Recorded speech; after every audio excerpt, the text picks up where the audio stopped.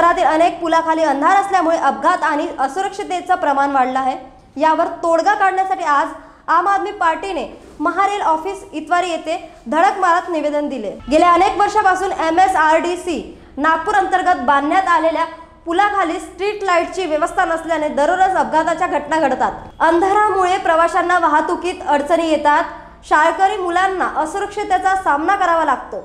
या पार्श्वभूमीवर आम आदमी पार्टीने महारेल DGM यांना निवेदन देऊन 2 दिवसात स्ट्रीट लाईट लावण्याची मागणी केली आहे, अन्यथा आंदोलन करण्याचा इशारा देण्यात आला।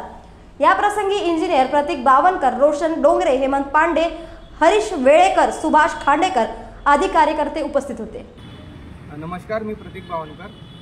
महारेलचं काम प्रत्येक ठिकाणी चालू आहे। 792 करोड रुपयाचे पूल पूर्व नागपूरमध्ये बनत आहे। त्या पुलाच्या खाली जेवढे पूल बनत आहे त्याच्या खाली अंधार पडलेला आपल्याला दिसत आहे, कारण की तिचे जे लाईट्स होते महानगरपालिकेचे ते महारेलने काढून टाकलेले आहे आणि ते लाईट काढल्यामुळे तिथे रोज ॲक्सिडेंट होतात। लहान लहान मुली सायकलने तिथे जात असतात, शाळकरी मुलीतून जात असतात। तिथे रात्री अंधार असल्यामुळे त्यांना भीतीचं वातावरण निर्माण होते। काही अभद्र घटना घडण्याची पण तिथे शाश्वती आहे।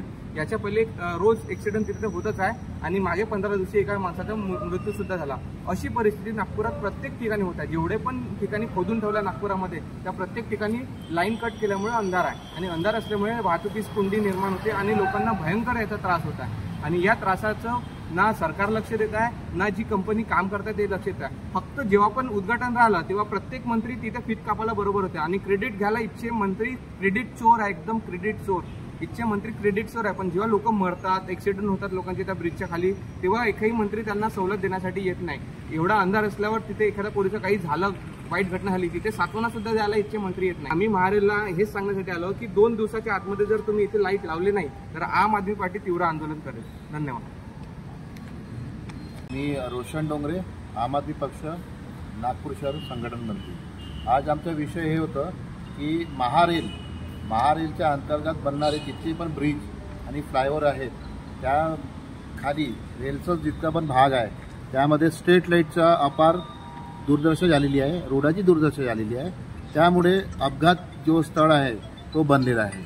आम्ही मागच्या 28 तारखेला महानगरपालिकेला निवेदन दिलेलं होतं की इथे लाईटाची व्यवस्था करा स्ट्रीट लाईटचं, परंतु महानगरपालिकेनं सुद्धा आजपर्यंत काही केलेलं नाही आहे। मग त्यांनी म्हटलं की आमच्या डिपार्टमेंटच्या अंतर्गत हे येत नाही।